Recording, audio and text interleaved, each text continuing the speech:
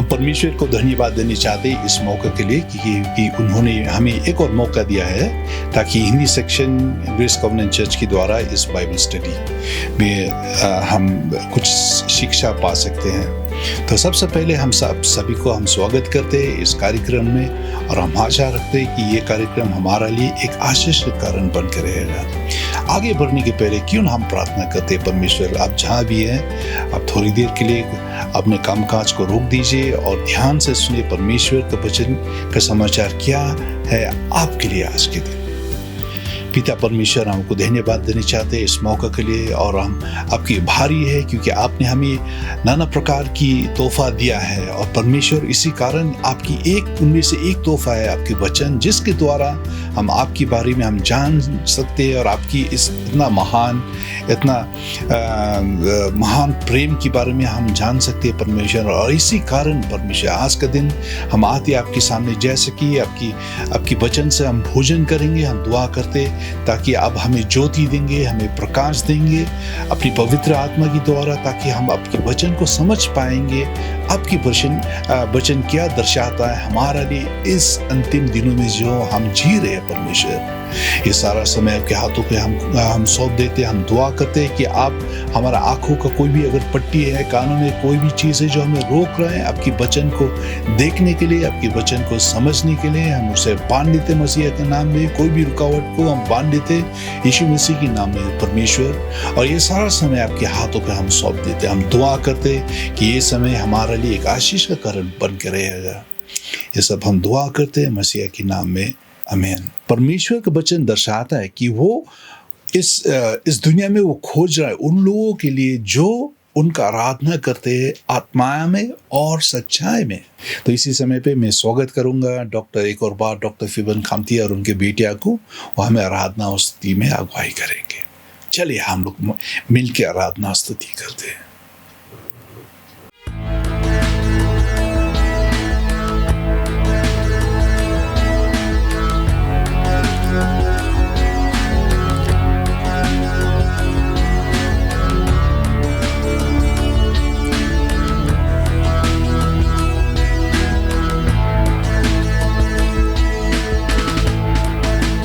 यीशु मसीह तेरे जैसा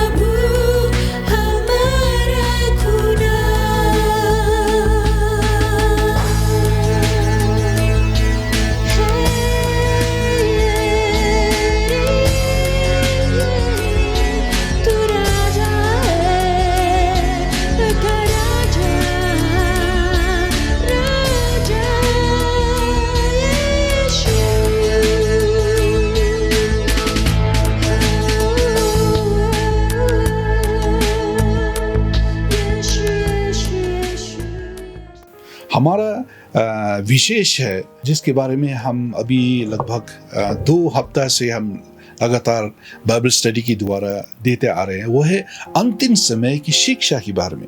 जल्द से जल्द हम देखेंगे। अगर आपके पास नोटबुक है, अगर आपने पहले से मतलब अपने नोटों पे मतलब रिकॉर्ड करके रखा है, हमने उस पद से देखा 1 कुरिन्थियों 15:19, जहाँ पे पौलुस कहता है कि यदि हम केवल इस जीवन के लिए मसीहा पर आशा रखते हैं तो हम उनमें से उन मनुष्यों से बहुत ही अधिक अभागी है। और भी हमने देखा है, पौलुस दर्शाता है इब्रानियों 13:14 में, वो क्या कहता है, for we have no continuing city but we seek one to come. हमारा उस नगर जिसके बारे में हम खोज रहे हैं, हमारा नगर यही नहीं है। अब जहाँ कहीं भी अब रह रहे, आप कह सकते हैं कि ये हमारा नगर है, लेकिन फिलहाल में जगह परमेश्वर के वचन से हम देखते हैं हमारा नगर ये नहीं है, ये हमारा परमानेंट एड्रेस नहीं है। हमारा परमानेंट एड्रेस तो है वो जगह जहां हम जा रहे हैं। हम तो बस एक मुसाफिर है, हम घूमते फिर रहे इस धरती पे, जहाँ कहीं भी लोकेलिटी में आप बसे हुए, हम इसमें घूम रहे, क्योंकि हम खोज रहे उस जगह के लिए जहाँ जिसका बुनियाद परमेश्वर ने बनाया है। Why the prophetic word of God? क्यों परमेश्वर के भविष्यवाणी के वचन की जरूरत है हमें समझने के लिए इस अंतिम दिनों के लिए? सबसे पहले हमने देखा है क्योंकि it is a light in a dark place, ये एक अंधकार में एक ज्योति है, एक उजाला है। क्योंकि परमेश्वर के भविष्यवाणी की वचन की अलावा हम समझ नहीं पाएंगे कि आने वाला काल में क्या होना है। हमें ज्योतिष के पास नहीं जाने चाहिए, हमें फॉर्चून टेलर के पास नहीं जाना चाहिए, लेकिन हमें विश्वास करना चाहिए परमेश्वर का वचन क्या कहता है अंतिम दिनों में। Amen. दूसरा भाग जो है हमने देखा है, its purpose to produce expectation of Christ coming.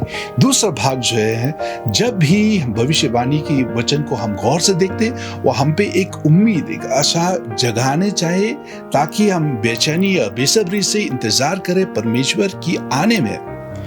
See, 7 principles of prophetic understanding and application। 7 मतलब वो प्रिंसिपल्स है, सच्चाई है, ताकि हम समझ पाए पूरी रीति से परमेश्वर की भविष्यवाणी किस तरह से उसे हम आजमाए, किस तरह से उसे अप्लाई कीजिए हमारा जीवन में। सबसे पहले बात यह है, हमने देखा कि secret things no one can knew, ये गुप्त की बातें कोई भी नहीं जान सकता है। देखिए भाई बहनों, जब इस दुनिया में या अपने जीवन में, ईसाई जीवन या संसारिक जीवन में, इनमें से कोई घटना जब घटता है, शायद हम सवाल करते हैं कि ये क्यों हुआ, ये मैं विश्वासी हूँ, ये क्यों हमारा जीवन में ऐसा हुआ, मैं तो विश्वासी हूँ, हमारा जीवन से आशा से भरना चाहिए।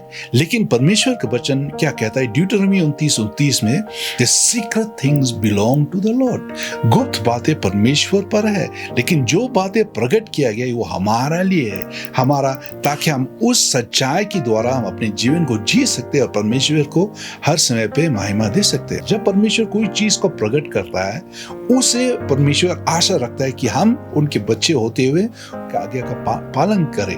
लेकिन अगर हम आज्ञा का पालन नहीं करते तो और कोई सच्चाई हमें प्रकट किया नहीं जाएगा। Prophetic word is given for a specific time. हर एक भविष्यवाणी की शब्द जब दिया जाता है, वो एक अधिक दिया हुआ समय के लिए है। चौथा, टू अवॉइड रॉन्ग प्रे, क्यों भविष्यवाणी की वचन, ताकि हम गलत तरह से प्रार्थना न करें। आमीन। पांचवा जो है, the spirit of prophecy focuses on Jesus. ये भविष्यवाणी का वो जो आत्मा है, हर समय पे उनका ध्यान, उनका नजर होता है मसीहा का महिमा को और ऊंचा स्थान ले चलने के लिए। छठवां जो है, हम देखेंगे, give words the plain meaning, don't spiritualise, शब्द को उनका स्पष्ट अर्थ देता है। सातवां क्या है, एक्नॉलेज गॉड्स सॉवरेनिटी, या परमेश्वर का कुल महानता प्रकट करता है। आमीन। और हमने देखा है दूसरे भाग में, फियर्स टाइम्स टू कम, या जिस तरह 2 तीमुथियुस 3:1 से लेकर 5 में हम देखे, संसार में बहुत ही संकट की समय आएगा अपने से प्रेम करेंगे, वो रहेंगे सिर्फ पैसा की प्रेम लालच में भरे हुए होंगे, और उनमें से बहुत सारा है नाना तरह संसारिक चरित्र वो प्रकट करेंगे। और वो डर की बात है कि 5वां पद में वो क्या कहता है, having a form of goodness but denying his power. एक तरह की मसीही जीवन को प्रकट करना, लेकिन उसका साथ मसीही जीवन के साथ वो समर्थ या मसीही के जीवन के साथ वो अभिषेक जो आता है उसे इनकार करते हैं। अपसर्च ऑफ ओकल्ट या मणिगति का उपसंहार,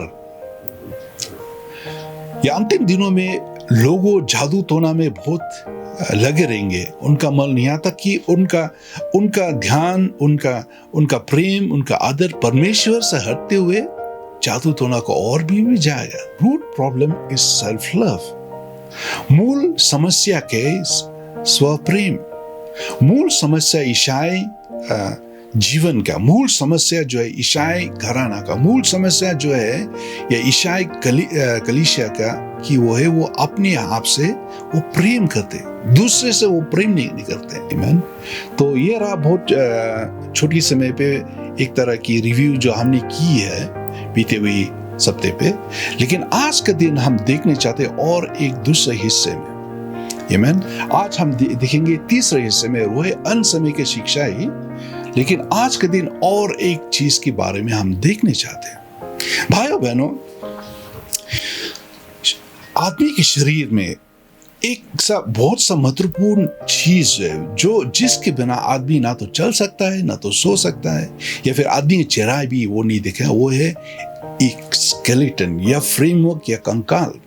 अगर मैं बातें कर रहा हूं क्योंकि मेरा मुंह में हड्डियां है, मेरा सर इधर इधर घूम रहा है क्योंकि मेरा सर जो एक हड्डियां में है। शरीर में एक बहुत महत्वपूर्ण चीज है, वो है स्पाइन।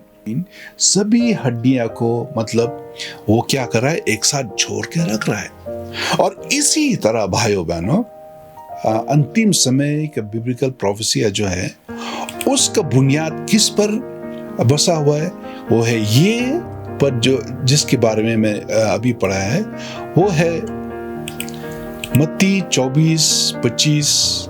आमीन। मत्ती 24:25 और क्या मार्कुस 13 और लूका 21 में।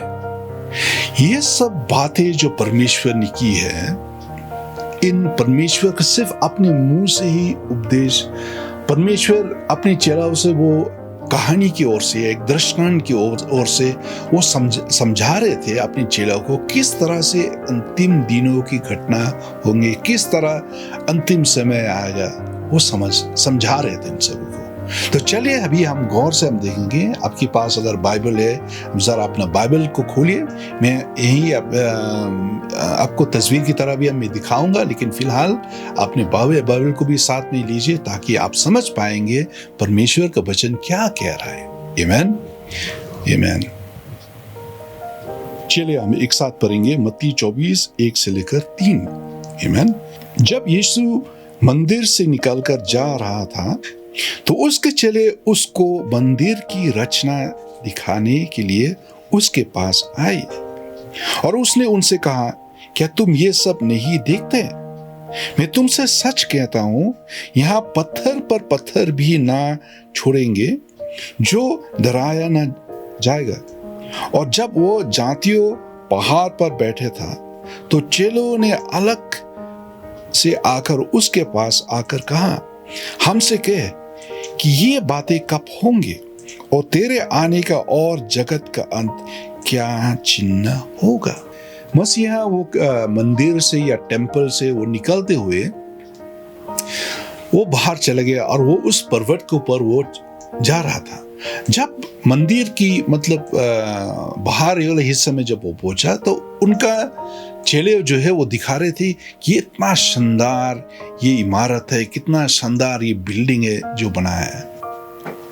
एक सच्चाई गुप्त की बातें वो प्रकट करे कि भाई मंदिर होना ठीक है, लेकिन मंदिर ही सब कुछ नहीं है। आमीन।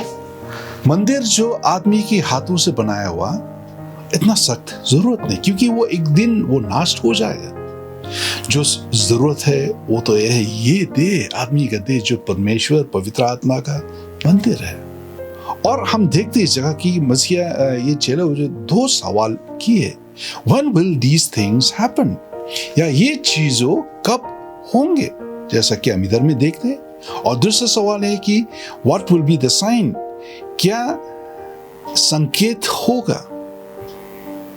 आमीन। 2 सवाल। चलिए हम आगे बढ़ते हैं। इन 2 सवाल को हम कोशिश करेंगे समझने के लिए। सबसे पहला सवाल, When will these things happen? ये चीजों कब होंगे? परमेश्वर का वचन ये कहता है कि जब तुम यरूशलेम की सनाओं से घिरे हुए देखो तो जान लेना कि उसका उजड़ जाना निकट है। परमेश्वर यीशु मसीह वो कह रहा था, देखो एक समय आएगा कि यरूशलेम शहर जो है उसके चारों ओर उसका दुश्मन उसको घेर लेगा। और जब तुम इस चिन्ह को देखते हो, समझ लो ये बात कि उसका उजड़ या उसका डिसोलेशन अंग्रेजी में बोला जाता है, बहुत ही नजदीक है। तब उन्होंने क्या उपदेश दिया 21 में, तब जो यहूदिया में हो वह पहाड़ों पर भाग जाए और जो यरूशलेम की भीतर हो वह बाहर निकल जाए। For this is a time of punishment in fulfillment of all that has been written. क्योंकि यही वो समय होगा जिसका पाप का, जिसका काम किया कार्य के मतलब अंजाम उनको भुगतने होगा। परमेश्वर पहले से ही कोई बुरी बात घटने के पहले वो पहले से भविष्यवाणी कर दिया है कि देखो भाई आने वाला समय पे क्या होगा, बुरी समय आएगा। आमीन। और इस बुरी समय पे क्या होगा, संकट की समय आएगा और जो यरूशलेम के निवासी है उनमें उधर से निकलते हुए दूर चला जाना चाहिए, क्योंकि अधिक समय आने वाला है जहां पे लोगों पर जो रहेंगे शहर में उनके ऊपर दबाव डाला जाएगा। शायद इस बातों को आप नहीं समझ रहे। और चलिए आगे हम पढ़ेंगे। देश में क्या कह रहे हैं, उन दिनों में जो गर्भवती और दूध पिलाते होंगे उनके लिए है क्योंकि देश में बड़ा कलेश और इन लोगों पर बड़ी आपत्ति होगी। वे तलवार की कौर हो जाएंगे और सब देशों के लोगों में बड़े हुए होकर पहुंचाए जाएंगे। और जब तक ये जातियों का समय पूरा न हो तब तक यरूशलेम और जातियों से रौंदा जाएगा। आमीन। परमेश्वर का वचन कहता है। और आप जानते हैं जब भी मसीहा ये शब्द कहा है, तकरीबन बाइबल स्कॉलर्स के मुताबिक वो कहते हैं कि ये बातें जो मसीहा ने कहा ठीक अधिक 60 साल की तकरीबन 40 से 60 साल की तकरीबन क्या हुआ, यरूशलेम की यहूदी जाति को सारा दुश्मन जो है वो फिर से आया उनको नाश करने के लिए, उनके साथ लड़ाई करने के लिए। क्योंकि जैसा आपको पता है इस समय पे यहूदी जाति का कोई राजा नहीं था और यहूदी जाति जो है वो गुलाम में थे रोमन एम्पायर की अंतर्गत। और रोमियो राज की में उनको ऊपर बहुत ही दबाव डाला जाता था और दबाव की अंतर्गत उनको तरह तरह की मतलब वो रेवेन्यू टैक्स भरना पड़ता था। जब भी रोमन एम्पायर से या रोमन राज से जब भी किसी तरह की हुक्म आता था उनको मानना पड़ता था, उनके खिलाफ कभी भी नहीं खड़ा हो सकते थे। लेकिन इस समय पे क्या हुआ, ये तो जातियों जो है सब के सब वो एकदम थक गए कि ये इस तरह की दबाव और वो लड़ने की कोशिश किया है। और ठीक ही 40 साल तकरीबन 40 से 60 साल की बात क्या हुआ, रोमियो के राज से राजा आया और अपनी फौज को लेकर हजार फौज को लेकर और वो क्या कर रहे थे, युद्ध में लड़ाई करने के लिए यहूदी जाति के खिलाफ, क्योंकि ये टैक्स ठीक समय पे वो लोग नहीं पहुंचा रहे। और यहाँ तक कि परमेश्वर का वचन क्या कहता है, मतलब इतिहास क्या बोलता है कि यहूदी जातियों के ऊपर बहुत ही दबाव डाला गया और उसी समय पे क्या हुआ, बहुत यहूदी जो है जो मतलब मसीहा पर विश्वास नहीं कर रहे थे उसी समय पे, या उनमें से जो परमेश्वर यीशु की बातें को नहीं मान रहे थे, उन पर एकदम उन सब के सबको मार दिया गया था। और यहाँ तक कि शहर को पूरा जलाया गया। ये टेम्पल में जहाँ तक धन जेवर जो कुछ भी थे, पैसे जो कुछ भी थे, सोने चांदी जो कुछ भी थे, उन सब चीजों को वो उलट पलट करके सब चीजों को वो अपने हाथों पे अपने साथ वो ले चले। और ये रहा यरूशलेम का बर्बादी जो मसीहा वो दर्शा था। और उसके बाद परमेश्वर, जिस तरह परमेश्वर ने बोला कि ये एक पत्थर के ऊपर पत्थर नहीं रहेगा, और जिस तरह इस तस्वीर में आप देख रहे हैं, पत्थर जो है, जरा सा पत्थर जो है, सबको तोड़ दिया गया है। और अजीब बात है, आश्चर्य की बात है, उनमें से यहूदी जाति जो ईसाई थे या मसीहा पर विश्वास करते थे, वो सब के सब बच गए। क्योंकि जब भी उस समय जब ये दुश्मन आया या रोमियो के राजा आया लड़ाई करने के लिए उनके खिलाफ, क्या हुआ, मसीहा की भविष्यवाणी की बारे में बातें याद आई, और उसी समय क्या किया, उन लोगों ने सब के सब नगर से निकालते हुए पूरा जंगल में दूर दूर जगह में फैल गए, और उसी तरह अपने जीवन को वो बचा पाए। आमीन। ये तो है वो घटना जो घटने वाला नहीं है, लेकिन ये है वो घटना जो घट गया है। और परमेश्वर का वचन कहता है कि लूका 21:25 से लेकर 27 तक, there will be signs in the sun, moon and stars on the earth, nations will be in anguish and perplexity at the roaring and tossing of the sea. People will faint from terror, apprehensive of what is coming to the world, for the heavenly bodies will be shaken.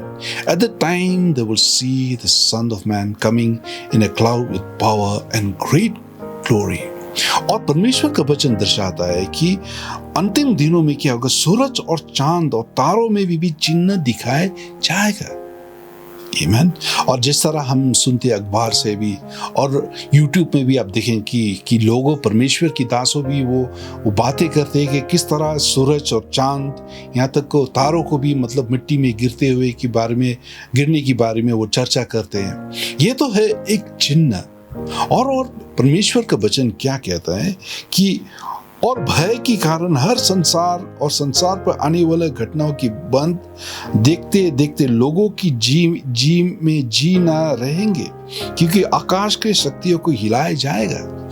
और उन समय पे वो लोग जो जी रहे हैं, परमेश्वर का वचन कहता है, वो लोग भी ठीक तरह से जी नहीं पाएंगे। क्यों? डर की मारे, क्योंकि आकाश की हर एक शक्तियों को, हर एक तारों को हिलाया जा रहा है।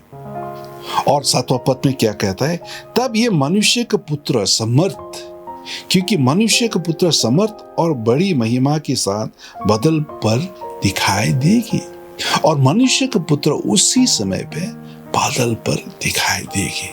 आमीन। ये दर्शाता है मसीहा की दूसरा आने में। आमीन।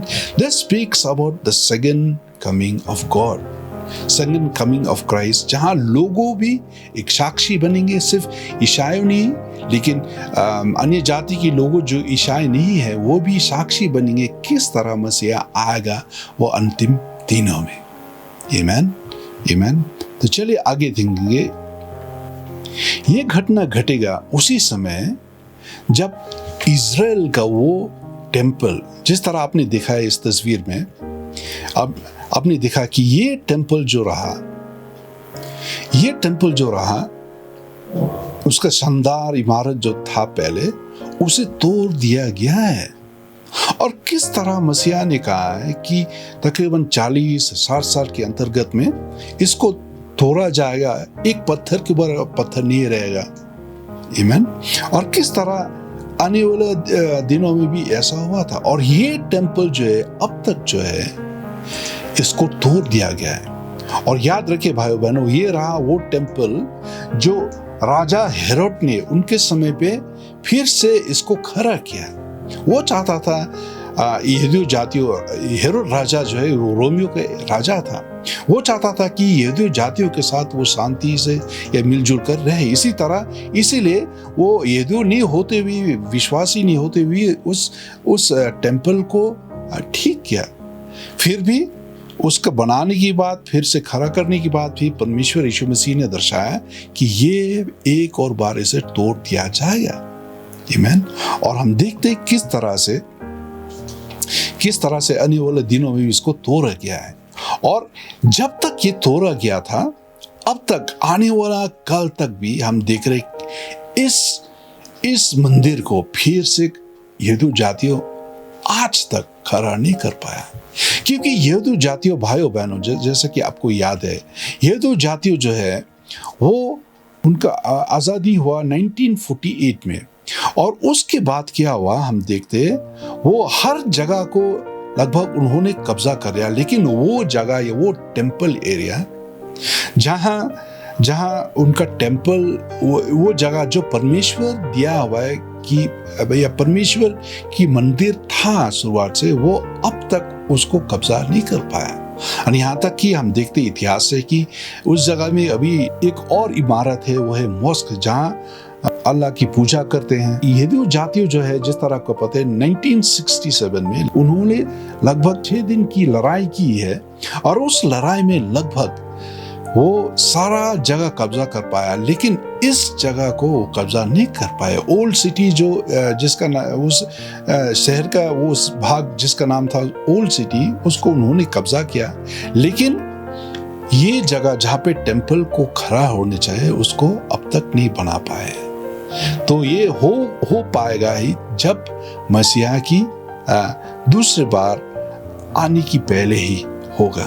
आमीन। तो चलिए और ये देखते हैं। और चेलों ने दूसरा सवाल पूछा मसीहा से भी। आमीन। और उनमें सवाल क्या था? What will be the sign? क्या संकेत होगा? परमेश्वर की आने का संकेत क्या होगा? आमीन। चलिए हम देखेंगे मत्ती 24:4 से लेकर 14 किस तरह से परमेश्वर का वचन क्या कहता है।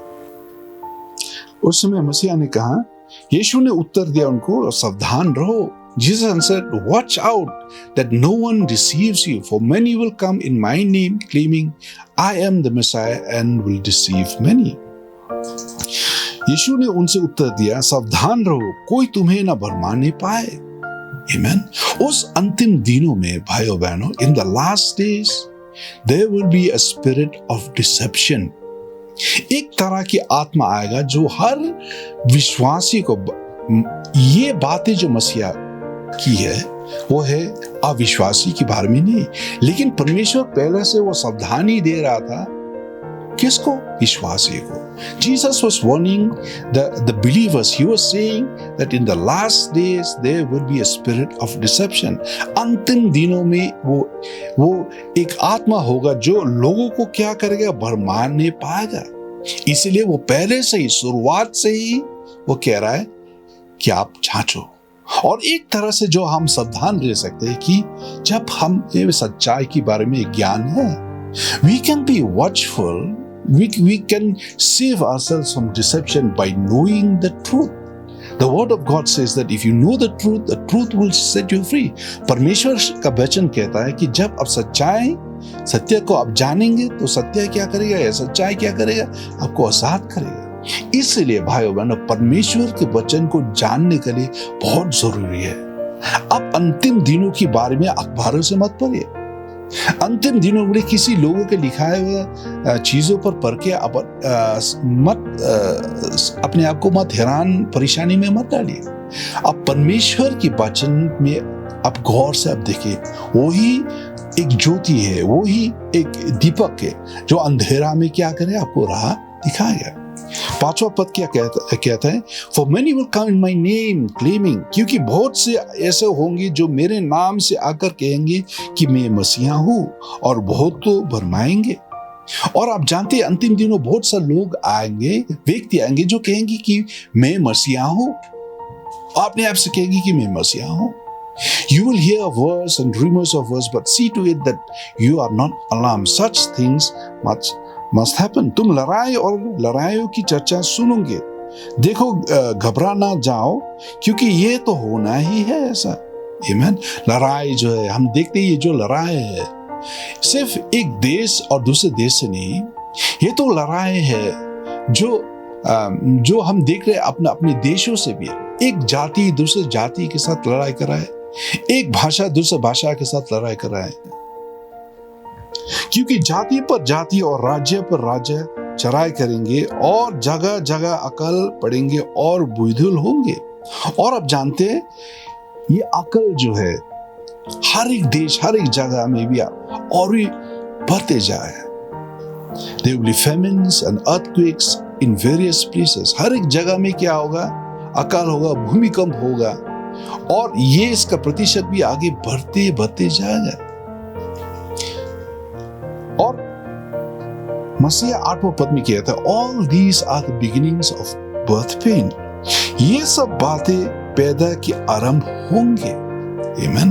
ये सब बातें जो है सिर्फ पैदा के आरंभ की शुरुआत चीज है। आमीन। जैसा कि आप जानते हैं, जब कोई भी स्त्री गर्भवती है, आमीन, कोई भी माता अगर गर्भवती है, शुरुआत की पहले उनको बहुत ही परिश्रम करना पड़ता है, बहुत ही कठिनाई, बहुत ही दर्द सहना पड़ता है। लेकिन बात है जब इस दर्द की और भी बढ़ते जाता है, दर्द की तापमान और भी बढ़ते जाता है, परेशानी और भी बढ़ते जाता है, तो ये सब दर्द और परेशानी जो है उसका अंत होता है जब उसको बच्चा को पैदा किया जाता है। इसी तरह आप देखेंगे परमेश्वर जो है एक नमूना वो जो ले रहे थे, एक स्त्री का नमूना जो गर्भवती है, वो कह रहे इस जगह पे कि ये जो लड़ाई, ये जो युद्ध जो है, एक जाति दूसरे से, एक देश दूसरे देश से, ये अकाल, भूमिकंप, अर्थक्वेक्स वगैरह जो चीज है, ये इसका टेम्परेचर जो है वो बढ़ते जाएगा अंतिम दिनों में। ये तो सिर्फ शुरुआत है। और आप जानते हैं ये जो हम देख रहे हैं, ये सब पैदा कर रहा है किस चीज को? उस अंतिम दिनों में जब परमेश्वर यीशु में से आएगा, वो लड़ाई करने के लिए सारे उन लोगों से, उन व्यक्ति से जो उनका खिलाफ खड़ा हुए। और परमेश्वर का वचन क्या कहता है कि तब ये कलेश, मैं अंग्रेजी में पढ़ूंगा अगर उन लोगों के लिए जो हिंदी नहीं समझते, then you will be handed over to be persecuted and put to death, and you will be hated by nations because of me. तब वे कलेश दिलाने के लिए तुम्हें पकड़वाएंगे और तुम्हें मार डालेंगे, और मेरे नाम के कारण सब जातियों के लोग तुमसे बैर रखेंगे। परमेश्वर का वचन कहता है कि अगर हम सच्चा ईसाई हैं, कभी भी हम समझौता से नहीं जी सकते इस धरती, इस पृथ्वी की लोगों की, संसारिक लोगों के साथ। क्यों? परमेश्वर की शिक्षा जो है इस संसारिक लोगों की शिक्षा के खिलाफ है। और परमेश्वर के वचन शुरुआत से जब अपने मसीहा को अपनाया, आप जानते हैं कि परमेश्वर शुरुआत से ही कहते आ रहे हैं कि हमें उनका क्रूस उठाना चाहिए, हमें अपना क्रूस को उठाना चाहिए, क्योंकि ये एक तरह की चिन्ह है जिसके द्वारा हमें खिलाया जाए कि मसीहा आएगी। मसीहा को पीछे चलने के मतलब ये नहीं कि हमारा रास्ता जो है फूलों से फैला हुआ नहीं। मसीहा का पीछे चलना के मतलब क्या है? हमें कठिनाई को सामना करने पर, कठिनाई को भी गोद में लेने हुआ, क्योंकि जिस तरह मसीहा को भी तरपाया गया, जिस तरह मसीहा को भी मार डाला गया, जिस तरह मसीहा को भी तरह तरह की बातें सुनने पड़ी, उसी तरह हमें भी करना होगा। और यही तो बात है भाइयों बहनों, जो हमें कभी भी हैरान नहीं होनी चाहिए कि अंतिम दिनों में इसका तापमान, इसका टेम्परेचर भी और भी बढ़ते जाएगा, क्योंकि ये बैर रखने की वो तापमान जो है, लोगों से हिंसा में रहने की तापमान जो है ईसाइयों के खिलाफ इतना बढ़ते गया है। तो उनमें से ईसाई जिनका आत्माइक जीवन का वो जड़ मजबूत नहीं है मसीहा में, वो विश्वास से गिर जाएंगे, वो विश्वास से गिर जाएंगे, वो ठोकर खाएंगे और एक दूसरे से बैर रखेंगे। इसी तरह भाइयों बहनों, ये जो घटना जो है, ये है मसीहा की दूसरे आने की पहले, मतलब कि रैप्चर घट गया और उसके बाद ईसाई लोग इस धरती पे होंगे। वो ईसाई लोग इस धरती पे रहेंगे जो अपने जीवन इस संसारिक जीवन से या इस संसार की लोगों से मिलजुल के वो रह रहे, या एक कॉम्प्रोमाइजिंग जीवन वो जी रहे। तो क्या हुआ उस समय पे वो इस तरह की जीवन कर, इसी कारण क्योंकि उन्होंने अपने जीवन को तैयार करके नहीं रखा, तो उनको छोड़ा जाएगा। तो ये सब लोग, क्योंकि उनके खिलाफ वो रप्चर घटने के बाद उनको एहसास होगा, शायद उनका कोई घर परिवार कोई हिस्सेदार रप्चर में उठाया ले गया है, लेकिन उनको छोड़ा गया, क्योंकि कारण ये है क्योंकि वो अपने आप को तैयार करके नहीं रखे। तो क्या होगा भाइयों बहनों, उसी समय पे तो वो उनको एहसास होगा, वो मन फिराएंगे। लेकिन मन फिराने के बाद भी उनको कठिनाई को सामना करने पड़ेगा, क्योंकि वो उन समय पे है, वो उन 7 सालों के समय पे है जहाँ पे उनको कठिनाई संकट के समय से गुजरने पड़ेगा, ट्रिब्यूलेशन पीरियड के द्वारा उनको गुजरने पड़ेगा, और उनका जीवन जो है भाइयों बहनों जो है आसान नहीं होगा। आमीन। And many false prophets will appear and deceive many people. Because of the increase of wickedness, the love of most will grow cold. क्या? False prophet या गलत भविष्यवाणी भी करने वाले लोग भी प्रकट होंगे। उस समय वो कहेंगे कि वो प्रोफेट्स है, परमेश्वर का वचन ये कहता है, परमेश्वर का वचन ये कहता है। गलत तरह की शिक्षा देने वाले भी उठेंगे, बढ़ेंगे इसी समय पे। इसी कारण भाइयों बहनों, आप अगर खाली विश्वास करते उन सब, हाँ, परमेश्वर के वचन के बारे में शिक्षा पाना, या खासतौर पर इसी समय पे जो मतलब कलीसिया हम नहीं जा पा रहे, लेकिन जो कोई भी शिक्षा जो दिया जा रहा है, आमीन, वो सब शिक्षा अगर आप गौर से नहीं देखते हैं, उसे अगर एग्जामिन नहीं करते, तो शायद वो भी आपको गलत रास्ता में ले सकता है। हर एक शिक्षा को विश्वास करना नामुमकिन है। इसलिए आप सावधान रहिए, अपने आप को जांचे, सच्चाई को जानिए, ताकि अपने आप को आप सुरक्षित में रख सकते हैं और अपने परिवार को भी। इसी कारण भाई बहनों, परमेश्वर का वचन कहता है, because of the increase of wickedness the love of most will grow cold. क्योंकि अंतिम दिनों में क्या होना है, अधर्मी का वो तापमान, अधर्मी का वो कड़न इतना बढ़ते जा रहा है। इसी कारण पर लोगों का प्रेम परमेश्वर के लिए, वो भय परमेश्वर के लिए, वो आदर जो है एकदम ठंडा बन जाएगा। 13 में क्या कहता है, but the one who stands firm to the end will be safe. लेकिन उनमें से जो लोग जो अंतिम समय तक के लिए वो मजबूत होकर रह रहे हैं, अपने विश्वास को पकड़ करके रख रहे, सिर्फ वही लोग बच पाएंगे, या फिर वही लोग का उद्धार होंगे। और भाइयों बहनों, परमेश्वर का वचन क्या कहता है, and this gospel of the kingdom will be preached in the whole world as a testimony to all nations and then the end will come. और राज्य का ये सुसमाचार सारा जगत में प्रचार किया जाएगा कि सब जातियों पर गवाही हो, तब अंत आ जाएगा। इसी कारण भाइयों बहनों, परमेश्वर का वचन कहता है, अंत जो है तभी होगा जब सारा समाचार, परमेश्वर का सुसमाचार को प्रकट किया जाए, और सारा जाति इस सुसमाचार को सुनने का एक बार तो मौका मिला है, तो उसके बाद ही क्या होगा, अंत होगा। और आप देख रहे, ये जो है वही चिन्ह जिसके बारे में परमेश्वर की दासों वर्षों से बातें कर रहे हैं, आ रहे हैं। और हम देखते जिस तरह से, मतलब कि अब अगर देखें इस लॉकडाउन की द्वारा हम गिरजाघर नहीं जा पा रहे, लेकिन फिर भी हमें रोका नहीं जा रहा है। हमें मिल रहा है मौका परमेश्वर की बारे में बातें करने के लिए, परमेश्वर के बारे में साक्षी बनने के लिए, विटनेस करने के लिए।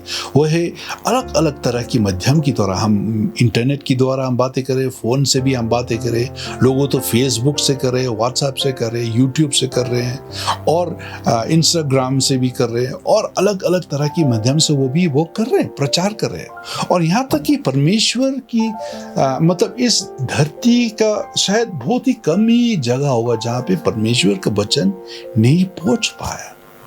सारा ईसाई देश जो इंतजार कर रहा है किसके लिए, रैप्चर के लिए।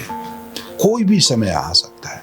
और ये रैप्चर की बात क्या होगा, 7 साल की संकट के समय, और उनमें 7 साल के अंतर्गत 3.5 साल जो है क्या होगा, वो एक तरह की एक व्यक्ति आएगा जो समझौता दिलाने आएगा, कोशिश करेगा कि इज़राइल जाति और मुस्लिम देशों के साथ एक तरह की समझौता हो। और इसी समय पे इज़राइल जाति, अब जानते हैं, क्योंकि उनको अभी एक मंदिर नहीं है ताकि वो जाके पूजा कर सकते अपनी परमेश्वर के लिए, तो इज़राइल जाति जो है नाना प्रकार की बस्तियों को इकट्ठा कर रहा है अभी समय। उनको चाहे बस वो जगह जो परमेश्वर पहले से दिया हुआ है, और इस जगह पे, इसी स्थान पे क्या है, उसी स्थान पे जहाँ पे उनका मंदिर खड़ा करने और चाहते, एक और इमारत है, वो है मॉस्क, तो इसी कारण अगर इस मॉस्क वो मंदिर चाहते बनाने के लिए तो इस मॉस्क को तोड़ने होगा। आमीन। और इसी तरह हम देखते हैं कि ये घटना जो है वो घटेगा यही 3.5 साल पहले। और जब ये मंदिर, ये टेम्पल बन गया, उसके बाद क्या होगा, ये व्यक्ति जो समझौता दिलाने की कोशिश कर रहा है वो अचानक वो बदल जाएगा और वो कह डालेगा अपने आप को कि वो वही परमेश्वर है, सबको उनका पूजा करना चाहिए। और अंग्रेजी शब्द में एक शब्द है वो जो कहता है द ग्रेटेस्ट अबोमिनेशन, कि ये है कि जब ये व्यक्ति जाते हुए उस कुर्सी पे बैठते और कहता है कि वो राजा है या वो परमेश्वर है और सारा वो क्या बोलता है, पूजा, सारा आदर सिर्फ उनको ही देना चाहिए, वही उसके बाद ही हम देखेंगे युद्ध होगा, लड़ाई होगा। और उसके बाद हम देखेंगे मसीहा की दूसरा आने में किस तरह से गुजरेगा इस पृथ्वी पे। तो आज के लिए बस इतना से ही। मैं आशा रखता हूँ कि ये सब सच्चाई जो हमने सीखा है आज के दिन आपके लिए एक सहायता के कारण होगा, आपको सहायता करेगा ताकि आप समझ पाएंगे अंतिम दिनों किस तरह से परमेश्वर की कैलेंडर के मुताबिक कैसा सारा घटना घटेगा, एक के बाद एक। भाइयों बहनों, मैं आपसे उपदेश देना चाहता हूँ, आपको इनकरेज करना चाहता हूँ, साथों साथ आप परमेश्वर के वचन को आप पढ़िए, क्योंकि इस बाइबल स्टडी के समय की थोड़ी से समय बहुत ही मुश्किल होता है सब चीज को डिटेल से देखने के लिए। अब परमेश्वर से दुआ कीजिए, पवित्र आत्मा की से दुआ कीजिए ताकि वो आपको ज्ञान दे, ताकि आप समझ पाए और आप अपने आप को तैयार रखें, अपनी परिवार को तैयार रखें, ताकि साथ जब परमेश्वर आएगा हम लोग जाएंगे, जैसा वो गीत कहता है, हम बादलों में हम जाएंगे मसीहा के साथ। चले हम दुआ करेंगे। पिता परमेश्वर, हमको धन्यवाद देते इस समय के लिए और हम दुआ करते हैं कि ये सब बातें जो हमने की है परमेश्वर एक आशीष का कारण बन के रहेगा, हमें उपदेश देगा, हमें उत्साहित करेगा, ताकि हम अपने जीवन सावधान से चले, अपने जीवन को तैयार करके रखे, अपने घर परिवार को तैयार करके रखे, क्योंकि आने वाला दिन और भी कठिन दिन होगा परमेश्वर। कोई आराम की दिन नहीं है, ईसाई के लिए कठिनाई की दिन होगा और उन सब कठिनाई से बचते हुए परमेश्वर अपने आप को तैयार रखे कि जब भी कोई भी समय पे जब आपकी तुरई की आवाज आएगा, हमें भी उनमें से होगा, उनमें से हिस्सेदार होंगे जो आपके साथ बादलों में चलेंगे। हम दुआ करते परमेश्वर आप हमें तैयार कीजिए, हमसे बातें करें जब आपकी वचन को हम पढ़ते हैं। धन्यवाद देते इस समय के लिए और हम दुआ करते अंत में कि पिता परमेश्वर का प्रेम, प्रभु यीशु मसीह का अनुग्रह, पवित्र आत्मा सहभागिता, दोस्ती आप लोगों के साथ बंद के रहे, आपसे लेकर अनंत काल तक। आमीन।